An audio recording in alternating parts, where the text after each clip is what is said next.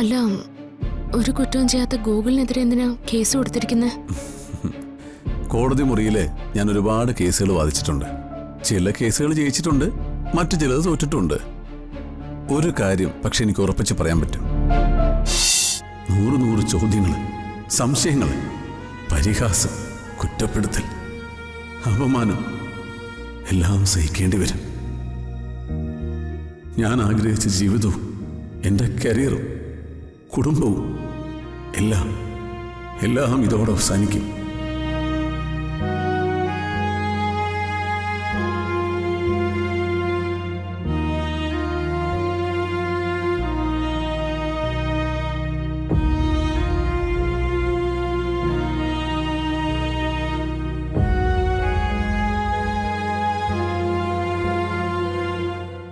എന്താ ചിരിച്ച്?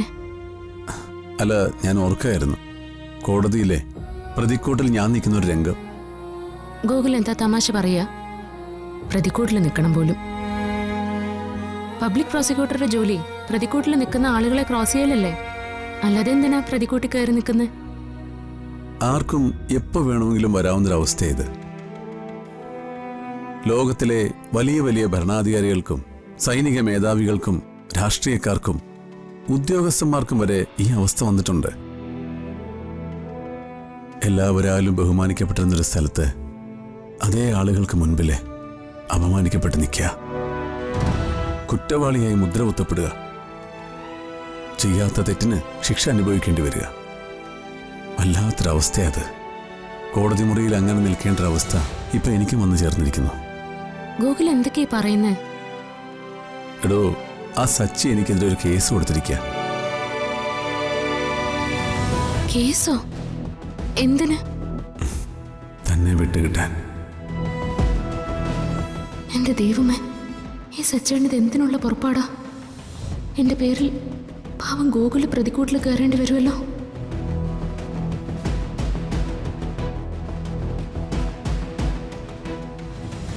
ഞാൻ കാരണം എല്ലാവരുടെയും മുമ്പിൽ നാണം കിടേണ്ടി വരുമല്ലോ.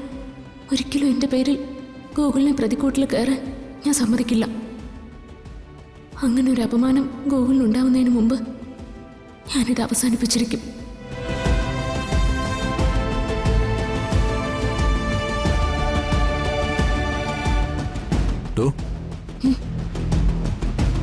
താനെന്താ ആലോചിക്കുന്നേ?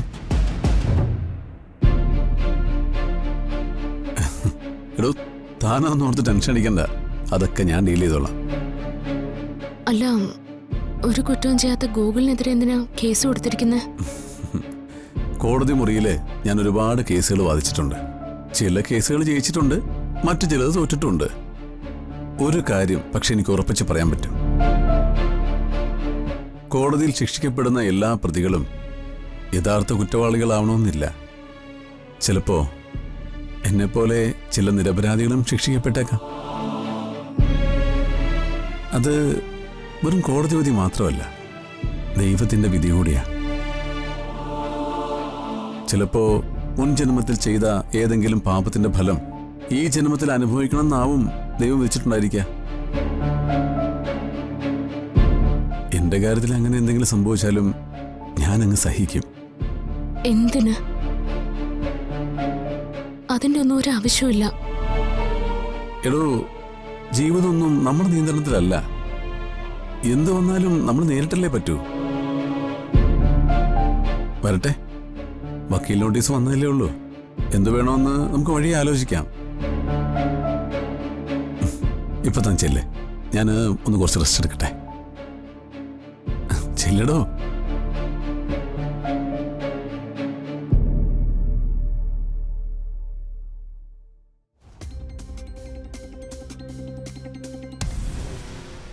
അർച്ചന എന്റെ ഭാര്യയാണ് സാറേ. ഞാൻ താലി കെട്ടിയ എന്റെ പെണ്ണ്. ചതിച്ചതും വഞ്ചിച്ചതും ആരാണെന്ന് ഇപ്പൊ സാറിന് മനസ്സിലായില്ലേ?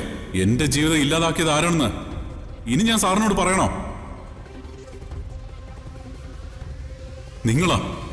നിങ്ങൾ ഒരേ ഒരാളാ. അതിന് നിങ്ങൾക്ക് മാപ്പില്ല.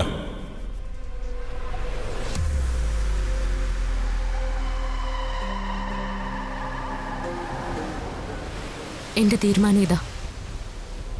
ഇത്രയ്ക്ക് ധൃതി പിടിച്ച് ഇങ്ങനൊരു തീരുമാനം എടുക്കരുത്.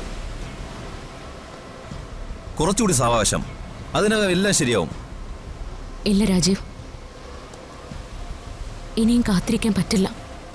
എൻ്റെ അമ്മയ്ക്ക് തീരെ വയ്യ. എന്നെക്കുറിച്ച് ഓർത്ത് സങ്കടപ്പെട്ട് ഓരോ നിമിഷം ഉരുക്കി ഉരുക്കി തീരെയാണ് ആ പാവം. അതൊക്കെ എനിക്ക് അറിയാം അർച്ചന. എന്നാലും മതി, ഇനിയും കാത്തിരിക്കാൻ എന്നെ നിർബന്ധിക്കില്ല രാജീവ്. ഞാൻ കാരണം എൻ്റെ സച്ചേട്ടൻ ഭ്രാന്തനായി പോവും. അർച്ചന കാര്യങ്ങളുടെ ഒരു വശം മാത്രമാണ് ചിന്തിക്കുന്നത്. അല്ല രാജീവ്, ഗൂഗിളിന്റെ കാര്യം കൂടി ആലോചിച്ചിട്ടാ ഞാൻ ഇങ്ങനെ ഒരു തീരുമാനം എടുത്തേ. ഇന്നല്ലെങ്കിൽ നാളെ ഓർമ്മ തിരിച്ചു കിട്ടി ഞാൻ എല്ലാം മനസ്സിലാക്കുമെന്ന ആദിയില് ഓരോ നിമിഷവും തകർന്നുകൊണ്ടിരിക്കുക ആ പാവം. ഓർമ്മ തിരിച്ചു കിട്ടിയിട്ടും ഇത്രയും നാളും ഗൂഗിളിന്റെ മുമ്പിൽ ഞാൻ അഭിനയിച്ച് ജീവിച്ചു. ഇനി എനിക്ക് പാവത്തിനെ വഞ്ചിക്കാൻ വയ്യ. അത് മഹാപാപമാ. 10 വർഷം എന്നെ സംരക്ഷിച്ച മനുഷ്യനാ. ഗൂഗിളിന്റെ തകർച്ചയ്ക്ക് ഞാനൊരു കാരണമാവരുത്. എനിക്ക് ഓർമ്മ തിരിച്ചു കിട്ടിയെന്ന വിവരം ഞാൻ ഗൂഗിളിനെ അറിയിക്കാൻ പോവാ. അപ്പോ എല്ലാം അർത്ഥം മുറിക്കാൻ തന്നെ തീരുമാനിച്ചു അല്ലേ? അതെ, എല്ലാം മതിയാക്കി എന്റെ ഗൗരിമോളെയും കൂട്ടി അടുത്ത ദിവസം തന്നെ ഞാൻ എന്റെ വീട്ടിലേക്ക് തിരിച്ചു പോവാ. അർച്ചന എന്താ പറഞ്ഞത്? ഗൗരിമോളെയും കൂട്ടി പോകുന്നോ? അതെ. അതെങ്ങനെ സാധിക്കും? അതെന്താ, ഞാൻ തിരിച്ചു പോകുമ്പോ എനിക്കെന്റെ മോളെയും കൊണ്ടുപോയിക്കൂടെ? കൊണ്ടുപോവാം, പക്ഷേ അത് അർച്ചനയുടെ മകളാണെങ്കിൽ മാത്രം. ഗൗരിമോൾ അർച്ചനയുടെ കുഞ്ഞാണെന്ന് അർച്ചനയ്ക്ക് ഉറപ്പുണ്ടോ? പിന്നല്ലാതെ, എന്റെ കുഞ്ഞാണ് ഗൗരി. ഞാൻ പ്രസവിച്ച എന്റെ മോള്. അർച്ചനയ്ക്ക് തെറ്റിപ്പോയി. അർച്ചന വിശ്വസിക്കുന്ന പോലെ ഗൗരിമോള് അർച്ചന പ്രസവിച്ച മോളല്ല.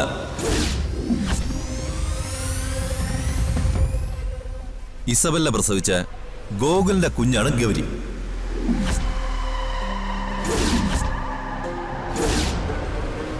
ഇല്ല, ദേ രാജീവ് എന്നോട് വെറുതെ കള്ളം പറയാ.